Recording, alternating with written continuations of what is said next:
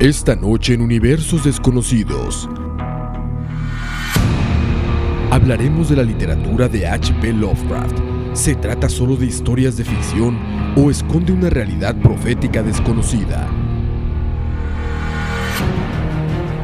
¿Qué de realidad puede haber en sus relatos de razas subacuáticas que llegaron del cosmos?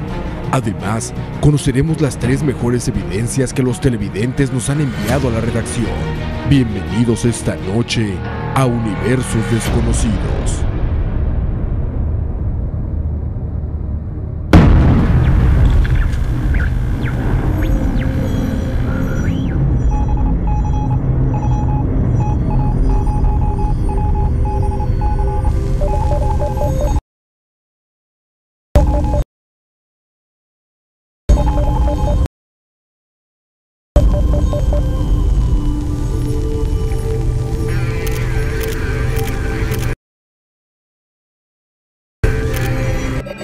Pocos escritores han descrito el miedo de una manera tan sensible como H.P. Lovecraft.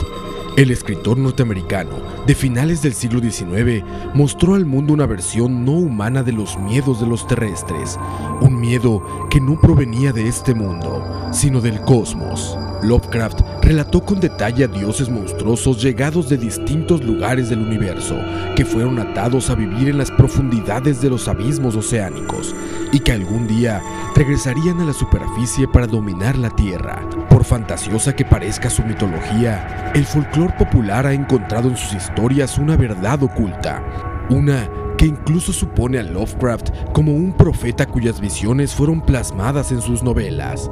Los seres extraterrestres son una constante, vida que llegó a la Tierra milenios antes que el hombre y que conoce el verdadero origen de nuestra raza en el planeta. Sus libros han sido base para la creación de ideologías y hasta sectas, algunas con propósitos racistas y xenófobos, y algunas otras hasta satanistas. La obra de Lovecraft es sin duda polémica e invita a imaginar qué pasaría si todos estos relatos de dioses cósmicos, indiferentes hacia el humano, regresaran de sus milenarias prisiones para tomar control de la Tierra. Sin duda alguna, la obra de este autor cambió la manera de ver el terror en la literatura e incluso de contemplar al cosmos como el dador de vida en la Tierra.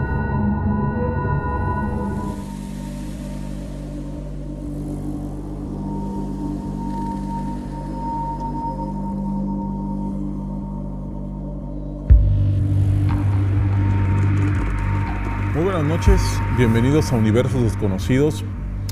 El día de hoy estuvimos preparando un programa que nos los habían comentado en las redes sociales sobre uno de los autores, de los escritores, yo creo que más influyentes de los últimos tiempos, cuando menos en lo que es ciencia ficción, en lo que es suspenso, terror, y es el famoso H.P. Lovecraft.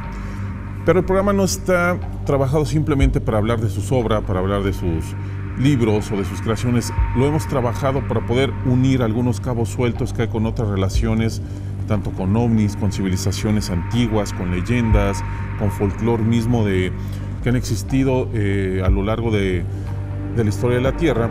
Y para hablar de este tema, te doy la bienvenida, Oscar. ¿Cómo estás? Un placer, como siempre, Luis. Y antes de empezar, también recordar que tienes todavía el curso de astronomía.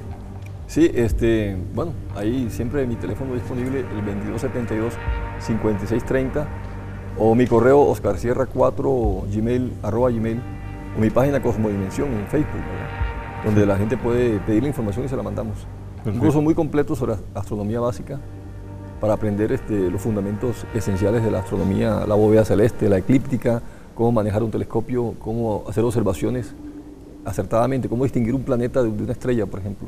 Sí, es muy interesante, digamos, aprender siempre de todo eso, porque hay, por ejemplo, acá en Costa Rica hay lugares muy altos, muy cerca, donde se puede uno a ver claramente las estrellas, por ahí hacer sus anotaciones y tener bien sus trazos y aprender bastante, ¿no? Sí, lugares como el volcán Irazú o como Playas del Coco, una finca que esté bien ubicada, es un buen lugar para observar el cielo.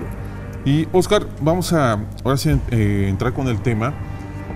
Preparamos este programa de Lovecraft y tratándolo de mezclar, buscando, digamos, rascándole ahí, investigando, porque hay muchos mitos que se conocen, los famosos mitos de Cthulhu, lo de los profundos, todas las historias que se conocen, los primigenios, pero hay aparte ciertas cosas ahí que se han ido desglosando, digamos, y se han ido separando, donde también sectas nuevas como la Golden Dawn de Aleister Crowley, como la iglesia satánica de Anton Szandor LaVey, tomaron muchas cosas de Lovecraft y lo aplicaron y lo retomaron, digamos, para hacer sus propias, ¿cómo puedo decir? Sistemas de creencias en estos dioses antiguos. Y esto no es nuevo, digamos, porque muchas de las leyendas empezaron a crearse así, ¿no? Hablamos de los dioses egipcios, de los panteones egipcios, de los panteones hindúes. Y como lo narra Lovecraft en sus libros, estas batallas de dioses primigenios, estas batallas de seres supremos muy anteriores a la existencia del hombre, existen en otras creencias, leyendas, escritos en todo el mundo. Sí, existe como una memoria ancestral en la humanidad donde se habla de una batalla de Dios. En la misma Biblia aparece la batalla entre Lucifer y el Dios creador. Y en el Mahabharata hindú se describen guerras incluso atómicas, ¿verdad? Donde los dioses pelean entre ellos y destruyen ciudades completas con armas como atómicas, ¿no? Exacto. Y es interesante eso lo que comentas, porque también en la batalla que nos narra la Biblia entre Lucifer y los ángeles y Dios, cuando lo destierran al infierno, lo mandan a la tierra, al infierno, a estar encerrado ahí. Misma cosa que hacen los dioses primigenios en la batalla con los perdedores, los encierran, digamos, en unas prisiones. Exacto. Donde con sellos mágicos y eso los encadenan para estar ahí por la eternidad. Es muy parecido todo lo que se narra, ¿no? En diferentes lugares del universo, porque unos en la Tierra y otros en una estrella cercana a Aldebarán, un planeta en Aldebarán, en el constelación Tauro. Todo esto es fascinante. A mí lo que me parece interesante es que Lovecraft no se movió mucho. Él era un hombre muy encerrado en su casa, un chico retraído, y creo que hasta los 27 años salió de la casa.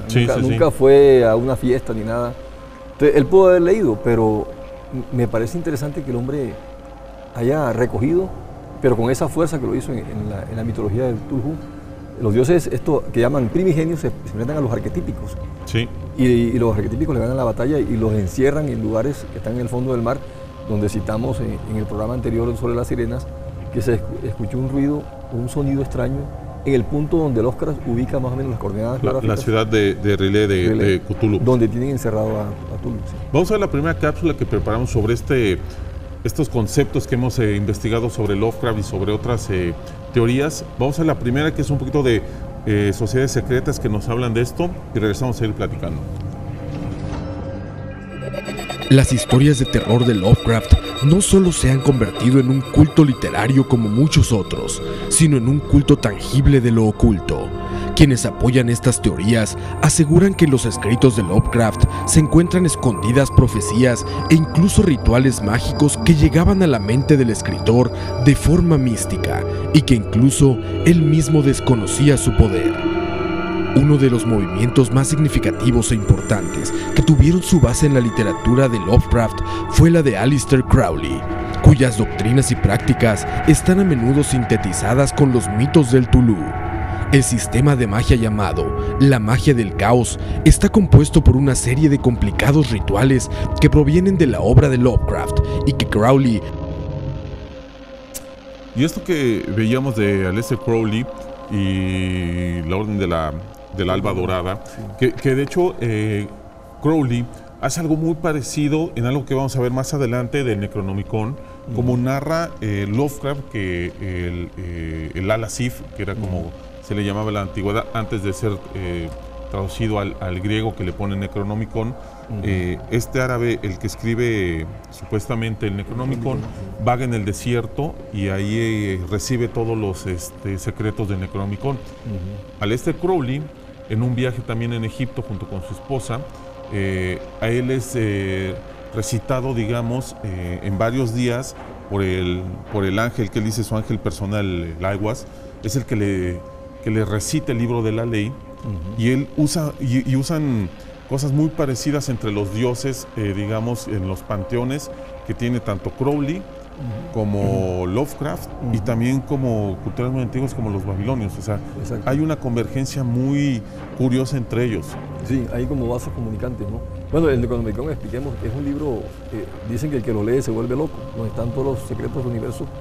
El conocimiento de estos dioses arquetípicos es tan profundo que el ser humano es cualquier cosa ante ellos, no puede contra ellos y ni siquiera puede asimilar sus conocimientos porque se vuelve loco, pierde la razón, ¿no? Y algo muy curioso, el Necronomicon lo vamos a tratar más adelante en los siguientes bloques, pero quiero que vayamos a esta relación que a mí también me pareció muy curiosa, que habla sobre los famosos reptilianos. Todo el mundo en las redes, todos los que estamos acá metidos en las conspiraciones, en los aliens, en Nuevo Orden Mundial, todo el mundo conoce a los famosos reptilianos. Y algo muy curioso es que Lovecraft, mucho antes de que se hablara de estos reptilianos que dominaron el mundo, porque eso sale un poquito a la fama alrededor de los 60 de esta famosa serie americana de ¿cómo se llama? Invasión en el espacio, Invasión extraterrestre se llama la serie.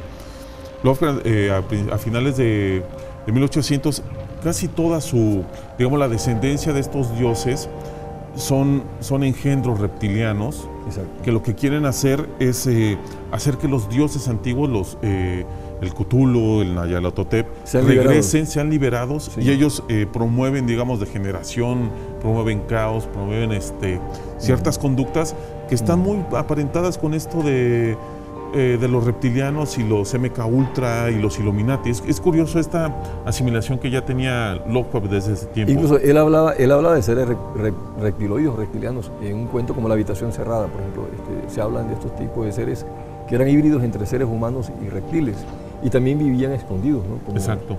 El mito del reptiliano que existe hoy día es que viven bajo tierra en ciertas bases militares y todo esto. Algo que también Lovecraft toca en su novela de Dagon. Él también, digamos, en un naufragio, una persona encuentra, digamos, unas ruinas perdidas en medio del mar, y él, al estar caminando en estas ruinas, se encuentra con una criatura tipo pez, tipo reptil, que lo persigue, digamos, y lo observa durante noches, durante toda esta saga. Y la mayoría de estas novelas de Lovecraft siempre terminan con este tipo de seres de pesadilla, con estos, digamos, abominaciones que están tratando de despertar estos seres.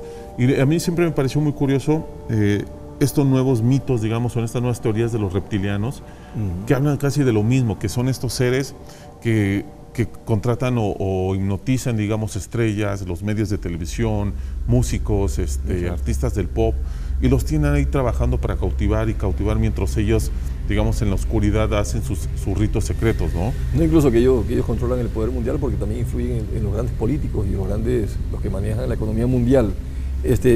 Sí, es interesante porque aparentemente él lo sacó de su cabeza, aparentemente. Sí. Por eso se le considera un profeta en este tipo de temas que él toca en su literatura, que él hizo una revolución total en el género de terror.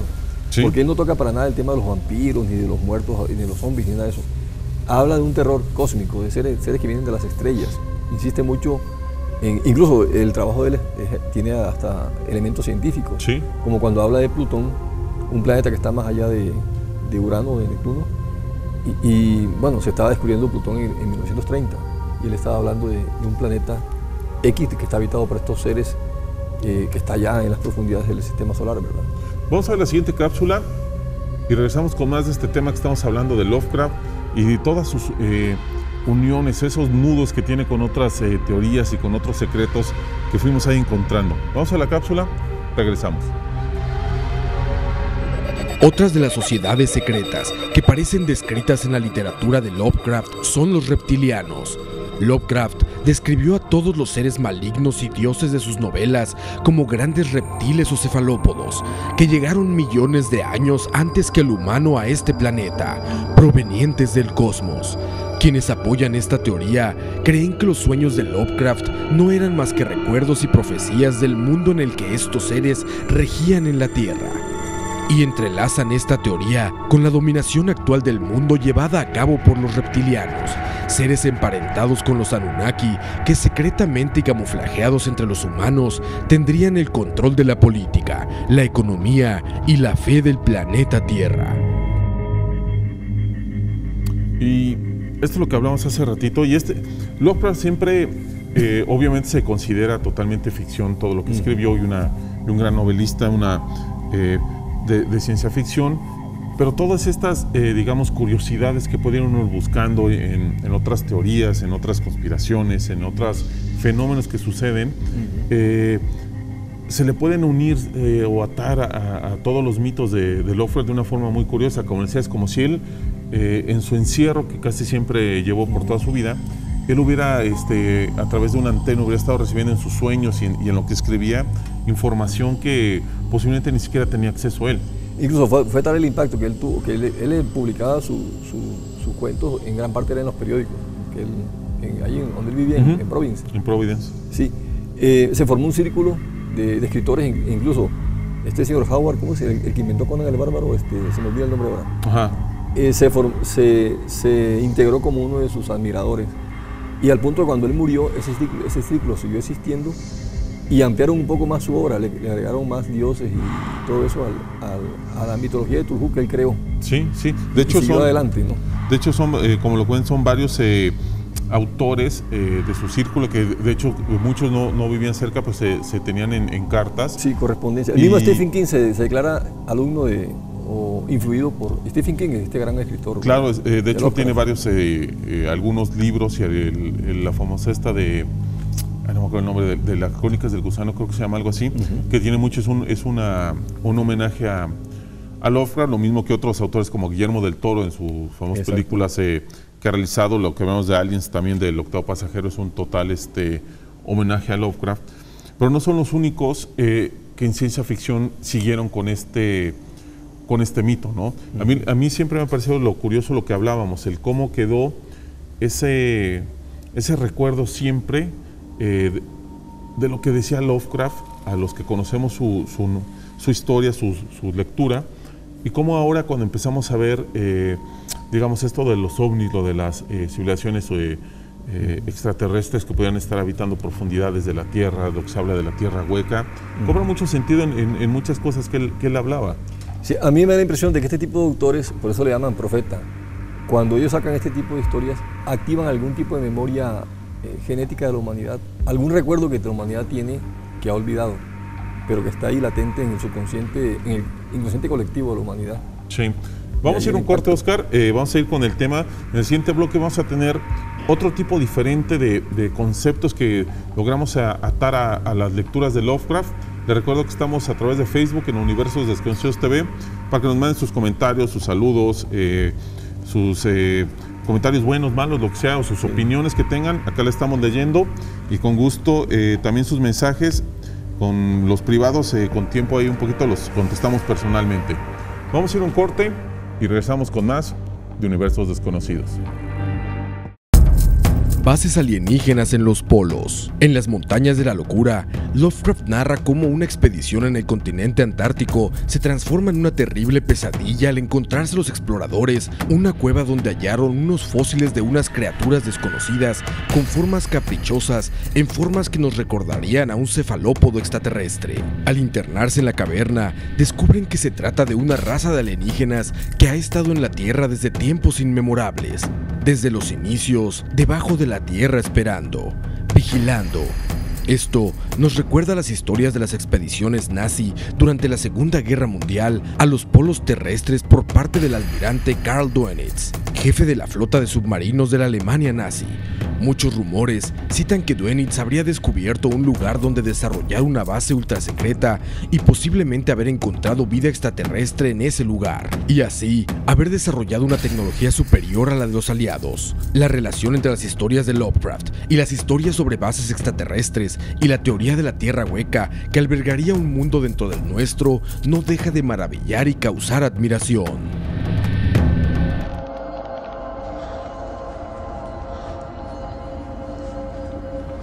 Regresamos a Universos Desconocidos, y esta noche estamos hablando de los mitos de Lovecraft, como le estábamos viendo en la cápsula.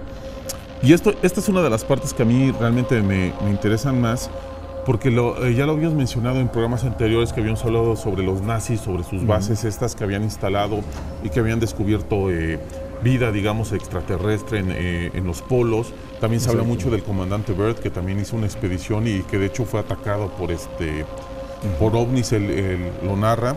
Y recientemente con el famoso lago el que lago encontraron, el lago Vostok, sí. encontraron. Y Lovecraft se adelantó, digamos, muchos años hablando de esto y diciendo en su novela Las montañas de la locura, que una expedición de la universidad famosa esta de Miskatonic, ficticia obviamente, encuentran restos de una civilización perdida, de unos seres supremamente inteligentes que habían estado en la Tierra prácticamente desde que estaba recién formada, ¿no? Desde mucho antes que apareciera el ser humano, sí, cuando estaba formándose la Tierra. Acuérdate que en el lado Vostok hallaron unas anomalías magnéticas que la ciencia se ha quedado callada. Unos objetos enormes de metal estaban en un extremo del lago y suponen que eso puede ser artificial. Entonces tendría que ver algo con lo que dice Lovecraft también, ¿verdad? Eso es lo interesante de Lovecraft, porque más allá que sea, como lo hemos venido hablando, sea ficción o sean simples cuentos, lo mismo le pasó a gente muy interesante como a Julio Verne, que todo el mundo sabe que son ficciones, que son cuentos, pero se les llama futuristas, se les llama gente que posiblemente se conecta a algún tipo de red digamos, donde uno puede, algún internet cósmico, donde uno puede obtener visiones del futuro o visiones de algunas cosas diferentes, y estas personas escriben esas visiones, a veces combinadas con su realidad, con sus propias ideas, pero no deja de maravillarnos el cómo Lovecraft ya hablaba de estas bases extraterrestres en los polos, y justamente en los polos, donde años después los nazis buscaban con sus submarinos, con su potencia, digamos, más preciada, que era la flota de submarinos, buscaban justamente bases en los polos. Sí, incluso hasta en los mismos cómics, así, con un poco más ligeros, uno puede decir que Superman es un cómic muy liviano, ¿no? Sin embargo, vemos cómo los villanos en la película que hicieron con Christopher Reeve y con Marlon Brando son mandados a una zona fantasma, son apresados y están ahí prisioneros hasta que ciertas condiciones los liberan. Y es lo mismo que hicieron con los dioses que se rebelaron contra los dioses arquetípicos y fueron recluidos en ciertos lugares que no pueden salir y están sellados esos lugares. Y el hecho de que Superman tiene también su fuerte en el polo, porque no está en otro lugar, sino en el polo, tiene su refugio. Recordando secreto. Que Superman es un alienígena. O sea, y es un extraterrestre. En el cómic, no es un extraterrestre. Sí. Entonces, es muy curioso cómo Lovecraft influencia a cientos y cientos y cientos de personas. A veces uno parecía que Superman no tuviera nada que ver con Lovecraft, pero como lo comentas ahorita muy acertadamente, Oscar, acaba siendo, ¿no? En el mismo Batman, los villanos de Ciudad Gótica son metidos en un asilo que se llama Arkham. En el asilo de Arkham. Arkham es, y ese asilo, ese nombre fue inventado, lo cita Lovecraft en uno de sus libros. De hecho, tenemos una foto ahí en el Facebook, en Universos Desconocidos TV, si le gustan ver. Ahí pusimos el hospital de Devon, que es en el que al parecer Lovecraft se inspira para crear el mítico hospital de Arkham y de ahí desarrollar un poquito sus famosas ciudades que él desarrolla en sus historias. Vamos a ir a la siguiente cápsula, que también es muy interesante, porque unimos algo también que comenta mucho Lovecraft, que lo veníamos hablando, sobre las civilizaciones submarinas, sobre los profundos, y unimos esa teoría o esas conexiones con los ovnis. ¿Qué son los ovnis? Vamos a ver la cápsula, regresamos. OSNIs, civilizaciones submarinas. Los OSNIs, objetos submarinos no identificados, se han usado para nombrar el fenómeno de objetos que han sido vistos emerger de las profundidades del mar y surcar los cielos de forma imposible para cualquier otra tecnología humana. Muchos han sido los reportes de estos objetos, siendo algunos sumamente llamativos. Grandes objetos que salen de las profundidades para después desprender de sus costados naves de menor tamaño, las cuales, realizando maniobras increíbles a velocidades nunca antes vistas, desaparecen en el cielo sin dejar rastro. Lovecraft, en muchas de sus narraciones, nos describe civilizaciones antiguas perdidas, olvidadas en contacto con seres de lejanas galaxias y dimensiones. Lugares como la misteriosa Nan Mandol, donde los relatos de los habitantes dicen que una raza de dioses, los Anti-Amarak, bajaron en grandes canoas del cielo para construir los muros de la megalítica ciudad. Podría podrían ser la ubicación de muchos de los relatos y fantásticas aventuras que nos describe Lovecraft, como en La sombra sobre Innsmouth o La llamada del Tulú, donde terribles criaturas nos aguardan en las profundidades de los océanos. Y justamente como nos comentabas hace rato, Oscar, lo que comentamos, creo que fue el programa pasado, que hablábamos sobre el famoso bloop ese que se había presentado con el programa de las sirenas, que se había detectado curiosamente muy cerca, casi nada, donde Lovecraft sitúa la fantástica ciudad de R'lyeh, donde se supone vive Cthulhu en las profundidades, y es muy curioso que se asociaran estos dos, digamos, un fenómeno que se está viviendo científico con un mito, ¿no? O sea, no tiene, al parecer no tienen conexión, pero siempre queda la duda, siempre queda ahí el comentario, ¿no? Sí, y demasiada la coincidencia de que él hubiera puesto las coordenadas geográficas casi tan cercanas al punto en que fue captado, que dicen los informes que era una especie de animal mucho más grande que una ballena, el que emitía ese sonido tan raro, ¿no? Tan extraño. Sí. Fue grabado. De hecho, después comenta que había sido el rompimiento de unos icebergs. Obviamente, sí. Pues para estar seguros es difícil acertar. Pero yo miré el mapa y está en el puro centro del Pacífico, ahí no hay icebergs. Y curiosamente la ciudad que presentábamos ahorita en la cápsula también se encuentra en esa zona del Pacífico, que es, digamos, la zona de las Polinesias, de toda esa zona. Siempre ha habido esas leyendas también de seres que habitan los mares, y los famosos OSNIs también que estábamos comentando, que son los platillos voladores, las naves que se han visto salir de los océanos. De hecho, tú me comentabas que has platicado con muchos marineros y que la mayoría comenta que ha visto. Sí, yo conozco un señor incluso que está viendo, él es un seguidor del programa, un señor que vive en Guadalupe, que él me dijo que vio salir un ovni con toda nitidez del mar, ¿no? Y mi hermano incluso, que navegó, mi hermano mayor José, cuando él estaba jovencito, navegó un barco y vio salir por la zona de las Bahamas un objeto luminiscente del mar. Y así es curioso, porque la mayoría los describe así, como objetos luminiscentes que salen del mar, y a veces mencionan como algún tipo de nave grande de la cual se desprenden más objetos. Y son muchos los reportes que hay sobre este tipo de, digamos, de artefactos, de este tipo de naves, ¿no? El de los famosos OSNIs. Sí, hay demasiados informes. Sé que en el Golfo Pérsico se ven demasiado, parece que hay una base ahí de estos objetos, ¿verdad? Eso ya está demasiado documentado como para decir que eso es una leyenda, ¿no? O es una creencia, ¿no? Y aparte, como también lo has mencionado tú, Oscar, muy acertadamente también, el océano y nuestros mares son de esos lugares donde prácticamente son desconocidos, o sea, son muy poco explorados, y aún se falta por conocer, digamos, muchos secretos que guardan ahí. Sí, se desconoce más del océano que de la luna misma, ¿verdad? Porque a cierta profundidad los submarinos no pueden pasar. Bueno, ahora pueden llegar a 4.000 metros de profundidad, pero a la fosa de las Marianas, por ejemplo, que son 11.000 metros de profundidad, ya bajaron batiscafos ahí. Creo que bajó el director de cine Jim Cameron hace poco, y el comandante Picard en los años 60. Pero todavía no pueden bajar así con plena libertad o explorar así a su antojo como quisieran. Entonces, ¿cuántos secretos se esconderán ahí en esos lugares, ¿no? Exacto. Sí. Vamos a hacer una pausa. Antes de irnos a la pausa, los dejamos con los 5 primeros lugares del Top 10. Vamos a un corte y regresamos a seguir hablando de H.P. Lovecraft.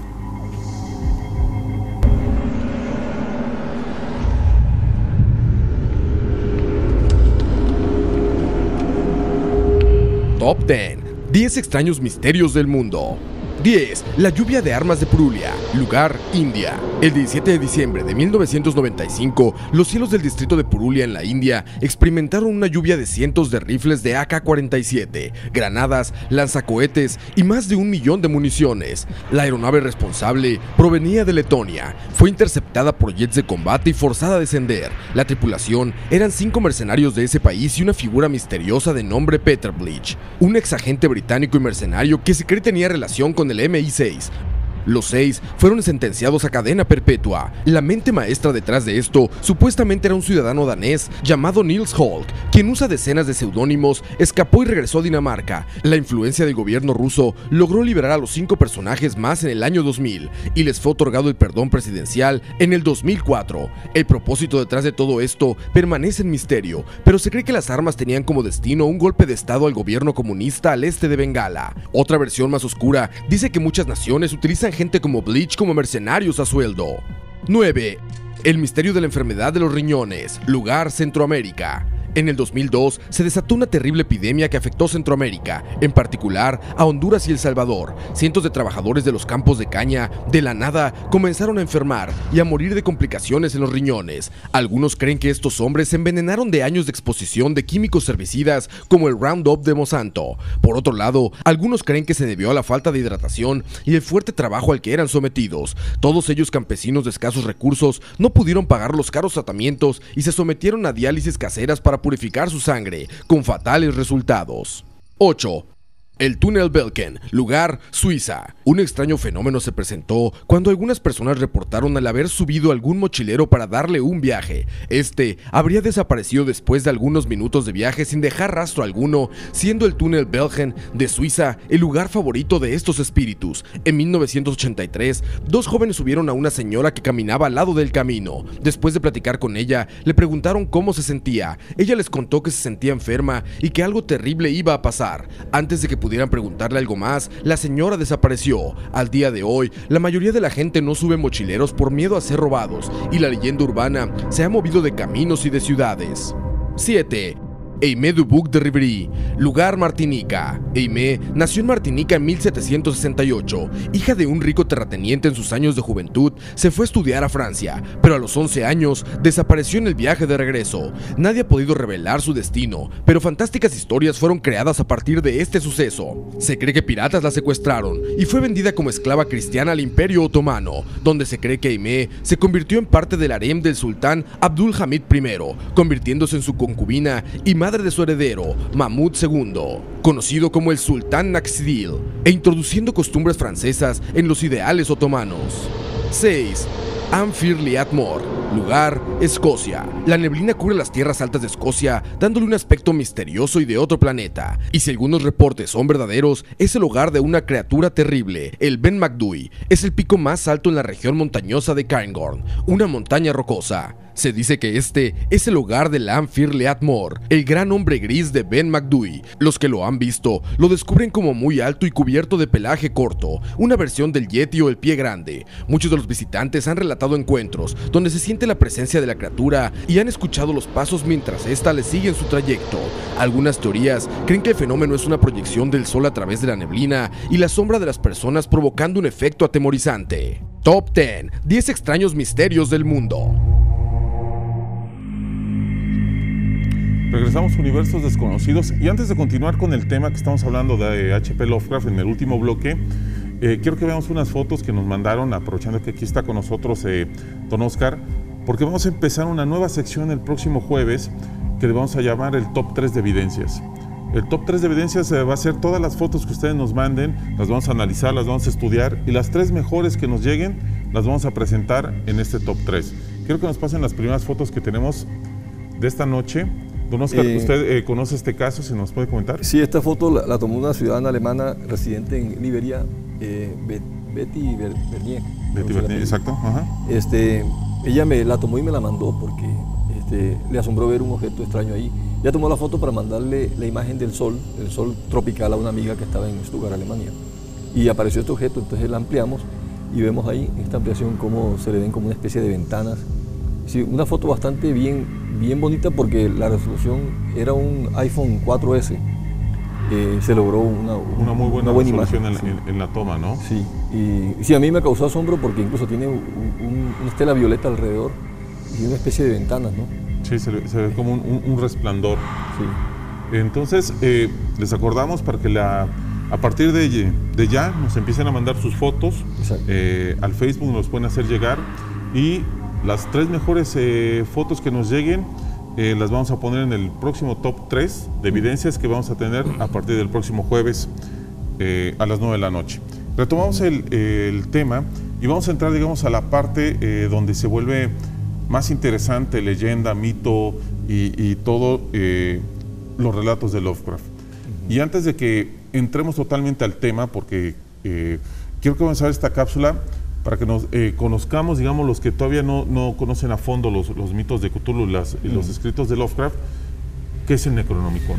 Exacto. Vamos a ver la cápsula y regresamos a hablar de este tema. El Necronomicon fue mencionado por primera vez por Lovecraft en 1922, en una historia corta en donde los protagonistas son destrozados por una maligna entidad en su búsqueda faustiana del mal. Descubren el cadáver de un ser de más de 500 años con símbolos de este terrible libro. En relatos posteriores de Lovecraft se menciona que el título original era el Al-Asif, una palabra utilizada por los árabes para designar el sonido producido por los insectos en la noche, que se decía ser el aullido descrito por los demonios de Abdul Absared, un poeta loco de Sana en Yemen, quien se dice que vivió en tiempos de los califas omeyas, alrededor del año 700, el cual visitó las ruinas de Babilonia y los secretos subterráneos de Memphis y pasó 10 años en el gran desierto del sur de Arabia, un lugar supuestamente habitado por espíritus malignos y monstruos de la muerte. El libro tuvo diferentes traducciones, hasta llegar a Grecia, donde se le dio el nombre de Necronomicon, y después traducido al latín y al español. Avon Books publicó una edición de este libro que contenía los supuestos rituales de invocación de los terribles dioses primigenios. Este libro sigue siendo parte de los grimorios falsos que se crearon en la literatura de Lovecraft, pero no podemos negar que ha influenciado el surgimiento de otros más y de sectas que al día de hoy aún tratan de invocar a estos seres de pesadillas de otras dimensiones. Y esta es, digamos, la parte donde se pone un poquito tenebrosa, digamos, todas las escrituras de Lovecraft, porque él es donde cuando crean, él en sus mitos, este supuesto grimorio del Necronomicon, y es donde muchas sectas, digamos, tanto de ocultistas, satanistas, han descrito a Lovecraft como un profeta, como un mago, como lo comentábamos anteriormente, que él habría recibido este conocimiento de algún lugar lejano del universo. Exacto. Para poderlo escribir y dejarlo aquí en la tierra para su uso, digamos, todas las enseñanzas que se leen en el Necronomicon. De hecho, hasta la fecha no se conoce ni uno que sea, digamos, real como tal. Sí, el mismo Lovecraft admitió que ese libro no existía, que fue un invento de él, ¿no? que no existía en la realidad. Pero algunos editores, incluso ingeniosos, han sacado recopilaciones de libros raros y dicen que ese es el Necronomicon, ¿verdad? Algunos muy interesantes y muy buenos, digamos, con buenos símbolos o muy bien armados estos grimorios, que no es el único grimorio que aparece en los escritos de Lovecraft y en sus cuentos. Aparece también el de Vermis Mysteris y aparece Le Cult de Ghouls, que también aparecen esos grimorios falsos.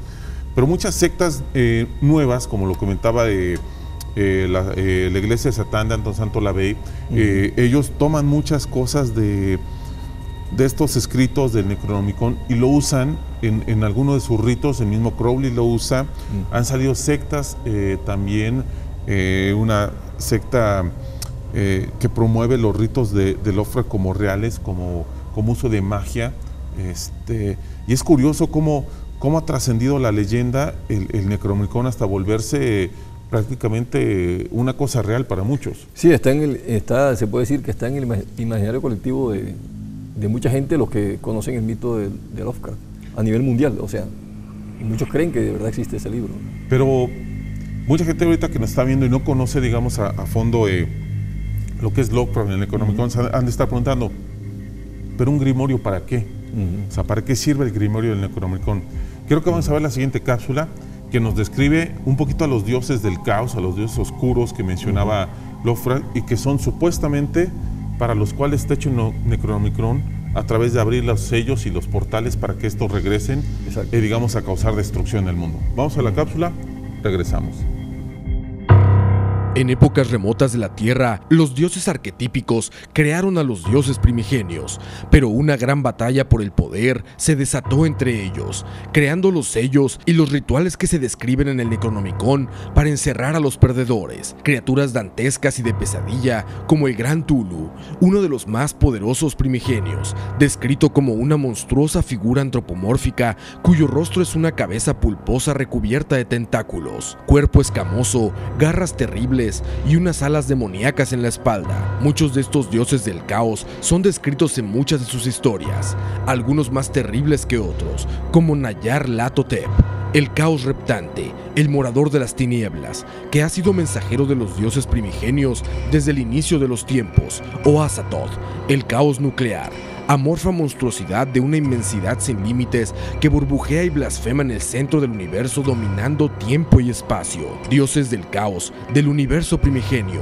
dioses que habrían engendrado terribles criaturas, hijos bastardos que estarían en la tierra para cumplir la misión de adorarlos y regresarlos a destruir nuestro mundo cuando el tiempo sea cumplido.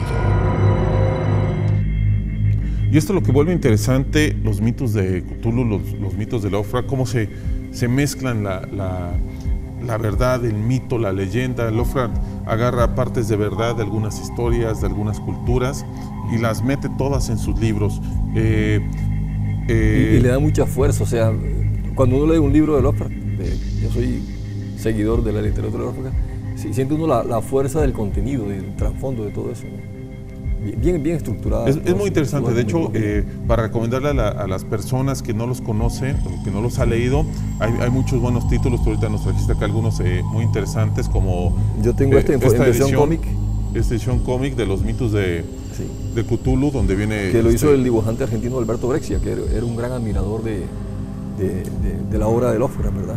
Se pueden encontrar versiones interesantes como estas ilustradas o como de bolsillo, ¿no? Literatura esta de bolsillo, sí, exactamente. Oscar, gracias por estar esta noche con nosotros y nos vemos la próxima semana para hablar de los mitos, las leyendas urbanas, los misterios de la música y el cine. Un tema muy fascinante sí. Oscar, un placer. Nos vemos la próxima semana y nosotros vamos a un corte y regresamos con más de Universos Desconocidos. Regresamos a este bloque final de Universos Desconocidos y te doy la bienvenida, Holman. Gracias, Chuck, qué bueno estar aquí con ustedes. Y con este tema que es interesante de Lovecraft, y justamente tú que conoces muy a fondo estas sociedades secretas, estos, digamos, ocultismo, para que nos hables y nos definas un poco, por ejemplo, qué es un ocultista, qué es una sociedad secreta, qué sociedades secretas, digamos, o qué diferencia hay entre, digamos, las que buscan, digamos, cultivarse, guardar la información, el conocimiento, y las otras que prueben, digamos, como el caos o un poquito de esas magias un poquito pervertidas, ¿no? Ok. Sociedad secreta. Realmente, antiguamente, tenemos que remontarnos a los egipcios, no habían sociedades secretas entre los egipcios, porque la sociedad era teocrática. Ya lo he dicho antes, teocrática es que Dios dirige al pueblo, y gracias a los sacerdotes egipcios, que tenían una gran sabiduría, igual aquí lo tuvieron los mayas y los incas, sociedades teocráticas donde los sacerdotes dirigían al pueblo, estas no tenían que esconderse para tener su actividad espiritual. Entonces no eran ocultos, pero ni siquiera los griegos tampoco tuvieron ese principio. El ocultismo nace precisamente, ocultismo de ocultarse, cuando empieza la persecución cristiana por los conceptos cristianos, cuando los cristianos tenían que meterse a las catacumbas, no recuerdo cómo se dice. Exactamente. Tenían que esconderse para poder realizar su fe, realizar su cristiandad, hasta que 300 años después pues pudieron salir a la luz porque se oficializó la enseñanza de la iglesia. Después hubo un tiempo de no haber sociedades ocultas. O sea, se pierde ese digamos... La gente estudiaba con libertad, con tranquilidad, las sociedades se vuelven herméticas, hasta que la misma sociedad cristiana o la religión cristiana crea la Inquisición y la persecución, después de aquellos años donde hace una persecución a la orden de los templarios. Recuerdan que primero le ayudaron a la iglesia a rescatar Jerusalén, y luego la iglesia... En las cruzadas es cuando, digamos, a partir del conocimiento que recuperan los templarios y el poder que llegan a acumular, que la iglesia los persigue y los traiciona. Primero los traiciona y luego los persigue, ya en 1314. Y hace poco los perdona, ¿no? Y hace poco los perdona. Ya en 1314, cuando capturan al jefe de la orden, a Jacques de Molay, lo asesinan y todo este montón de cosas, y surgen todos esos patrones de la Inquisición. Es con la Inquisición que nace el ocultismo moderno que conocemos. Es que los que querían estudiar un poco más, no solamente esoteristas y espiritualistas, sino también científicos, los que querían ver un poco más geología, es como la universidad, que ahorita tenemos científicos, médicos, personas que querían ver un poco más, tenían un limitante, no podían, de hecho, antiguamente abrir a una persona para estudiarla, como lo hacía Vinci, eso era un sacrilegio, pena de muerte, iban a la Inquisición, eran quemados por la iglesia. Algo muy parecido como, perdón que te interrumpa, con lo que tenemos ahora con la genética, con la clonación, ¿no? O sea, donde esos temas que son futuristas, que son de investigación, ahorita se ven totalmente tabúes, se ven prohibidos, se ven diabólicos para algunos personas. Y lo mismo pasaba en esa época con la Inquisición. Con la Inquisición. Entonces, muchos grupos tuvieron que meterse en el anonimato y se volvieron ocultos. De ahí viene el término ocultista.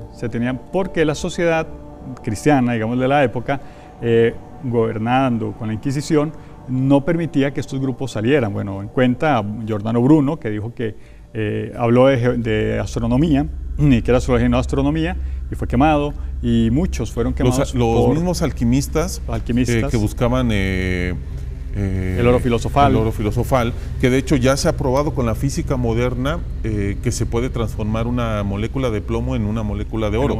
Obviamente en su mente no estaba la concepción de la física moderna, pero ellos sabían que existía ahí esa mecánica para poder realizarlo y abrir, digamos, nuevas teorías de una nueva física moderna como la estamos viviendo ahora. Entonces, ocultista era todo aquel que tenía que ocultarse para hacer su actividad.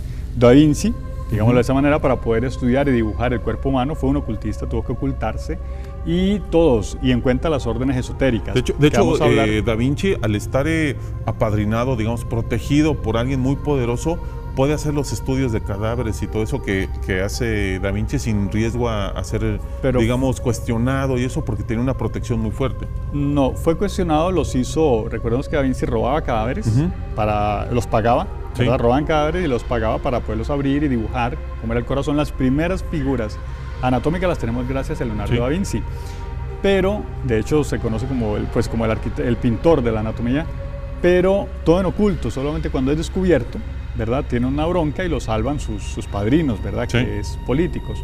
Pues bien, ocultista es eso. Ocultista fue todo aquel que se escondió para poder buscar una luz, y entonces una luz en el conocimiento. Y ahí tendríamos cátaros, albigenses, templarios, iluminados, OTO, que es la Orden Illuminatorum, la de Crowley, que vimos hace un rato, masones, rosacruces, albigenses, los de la Sociedad Teosófica. Todas estas órdenes de alguna manera se encierran y brotan en ese lapso para abrir la era 1800-1900. 1850-1900 se abren todas estas órdenes al conocimiento y se sueltan porque ya no son ocultas, ya son órdenes que la gente sabe dónde están, que se conocen. Los Illuminati en su inicio se forman una sociedad igual. En la persecución se juntan para poder tener acceso a conocimientos que estaban en ese momento siendo perseguidos por, en ese periodo en Alemania. La Inquisición lo estaba persiguiendo y ellos forman la sociedad de los Illuminati, los Iluminados, con el propósito también de tener el conocimiento, de fomentarlo y no regresar, digamos, a un oscurantismo como estaba pasando, ¿no? Como lo estuvo ocurriendo antes. Entonces todas esas órdenes fueron ocultas hasta que Napoleón Bonaparte, al hacerse emperador de Europa, elimina la Inquisición. Entonces, Napoleón Bonaparte acaba con ese proceso inquisitivo donde no se podía ver la ciencia, ni la anatomía, ni los estudios científicos que hoy tenemos, ni esa búsqueda, sino que él se encarga de acabar con la Inquisición y lo logra. Napoleón como masón, pertenecía a una sociedad secreta. Napoleón masón, Bolívar masón, Washington masón. Benito Juárez masón, de México y el del sur de Argentina, no recuerdo cómo se llamaba, bueno, el que libera toda esa zona del sur, también masón. Y es curioso cómo, digamos, ahorita que en las teorías estas de conspiración se tacha a los masones de ser los diabólicos, de ser los que quieren dominar el mundo. En ese momento son los que quitan esa persecución brutal y oscurantismo que se estaba viviendo con la Inquisición, y son los que traen una nueva luz de conocimiento al mundo. Si uno mira la historia siglo XV, XVI, XVII y XVIII, había una batalla secreta, una guerra fría, entre la iglesia, que es conservadora, y los masones, que son los que sueltan a la sociedad. Gracias a la masonería, eso lo puse en mi video del domingo, por cierto, el próximo domingo también hay videocharla a las 7 de la noche, sobre la fuerza de las manos, en mi Facebook, Holman Trujillo. Esta videocharla también pueden buscar la simbología masónica, que fue la charla del domingo pasado, en YouTube. Eso va a ser para que entiendan un poco más esto. Pero es la masonería la que suelta a la humanidad del yugo de la Inquisición y del yugo de la Iglesia. Entonces, la masonería se posiciona en Estados Unidos, se monta hacia la política, que eran macios, canteros, albañiles, se monta a la política, ya llevan 300 años, y de alguna forma han liberado al mundo para la ciencia, para que el mundo se abra hacia nuevos espacios. Y todo gracias a Napoleón, ¿verdad? Holman, ¿qué te parece si dejamos este tema a la mitad? Porque ya se nos acaba el tiempo, los vamos a dejar con los primeros 5 lugares del top 10 y seguimos hablando de estas sectas secretas el próximo jueves en el último bloque. Perfecto, ya saben, domingo, 7 de la noche, por Facebook, Holman Trujillo. Holman, nos vemos el próximo amigo. jueves. Y muchas gracias por acompañarnos este jueves en Universos Desconocidos. Nos vemos el próximo jueves a las 9 de la noche, los sábados a las 8 y los dejamos con los 5 primeros lugares del top 10.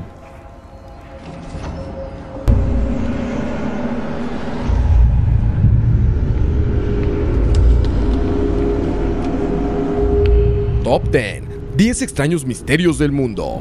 5. El Cap d'Huá, lugar la Patagonia. El Cap d'Huá era un gigante de 3.5 metros con 2 cabezas, cuyos restos fueron exhibidos por Estados Unidos y el Reino Unido a principios del siglo XX. La leyenda dice que exploradores españoles capturaron al gigante en Sudamérica en 1673 y cuando rompió sus cadenas tuvieron que matarlo atravesándolo con una lanza en el corazón. Siameses con un solo cuerpo y 2 cabezas son realmente extraños, pero se conoce algunos casos, como el de A.B. Britt and Hensel, que tuvieron una pequeña participación en un programa de televisión. Nunca se probó verdadera la historia del Cap d'Huá, pero años antes de la Guerra Mundial, la creación de estos seres para circos y espectáculos era un negocio algo común, y un monstruo como el Cap d'Huá se podría comprar por unos $60. 4. Los asesinatos Gatón, lugar Australia. El atardecer del 26 de diciembre de 1898, Michael Murphy, de 29 años, y sus hermanas, Nora y Ellen, regresaban de un baile que se había cancelado cuando fueron interceptadas. Michael fue atacado a mazazos y después le dieron un disparo. El asesino después violó y asesinó a las 2 hermanas. Cuando parientes cercanos lo encontraron al día siguiente, convocaron a todo el pueblo al lugar en vez de llamar a la policía, contaminando la escena del crimen, volviendo casi imposible encontrar pistas para dar con el asesino. La idea de haberse encontrado con un ladrón oportunista fue una de las hipótesis más aceptadas entre los presentes, pero los cuerpos fueron acomodados de una manera extraña, con todos ellos con las piernas apuntando al oeste, que llevó a pensar que algún significado más tenebroso y oculto estaba detrás de este detalle. El asesino incluso mató al caballo en el que iban por miedo posiblemente de que éste regresara a su hogar y le impidiera una pronta huida. La identidad del perpetrador del brutal ataque permanece aún en el anonimato. 3. Storhogduret, lugar Suecia. Reportes de criaturas parecidas a plesiosaurios se han dado alrededor de todo el mundo, siendo el más famoso el monstruo del lago Ness. Suecia tiene su propia versión, conocido como el monstruo del Gran Lago o el Storhogduret. Esta bestia supuestamente habita en el lago Storhogn, el cual tiene una profundidad de 60 metros. Las descripciones del monstruo varían, provocando que se crea que hay más de uno de estos habitando en el lago. Los primeros avistamientos son de alrededor de 1635 y cuenta con un buen historial de imágenes. 2. La Villa de los Enanos, lugar Estados Unidos. En el folclore abundan historias de gente pequeña, gnomos, duendes y criaturas de este tipo, y aún hoy en día se hacen espectáculos con gente con enanismo, pero la verdad es que muchos de ellos viven acostumbrándose a un mundo diferente al de ellos. Sin embargo, las leyendas de villas de enanos, donde comunidades de gente pequeña vive sola, apartada de los demás, son muy comunes. Estas ciudades con pequeñas casas aisladas del mundo exterior, que según la leyenda, fueron creadas a partir de que los actores que trabajaban en El Mago de Oz, como Monkings, establecieron una comunidad en la linda California. Pero este no es el único lugar. En New Jersey es otro lugar donde abundan las historias sobre estas villas de enanos, donde dicen que los extraños no son bien recibidos, siendo atacados con piedras y maldiciones. 1. Cicada 3301, lugar en todo el globo. Por más de 3 años ha circulado en el internet un extraño juego de rompecabezas, donde alguien que se hace llamar 3301 y usa la imagen de la cigarra para crear acertijos de una enorme complejidad. Los acertijos tienen elementos de criptografía, matemáticas, literatura, mensajes secretos, seguridad de datos y filosofía. Pistas físicas aparecieron en distintas partes del mundo, como Polonia, Hawái, España, Australia y Corea. 3301 dice que esto es para la búsqueda de personas con inteligencia superdotada, para fines sin especificar. Algunos otros creen que son agentes de la CIA y del MI6 en busca de personas para sus planes. Top 10, 10 extraños misterios del mundo.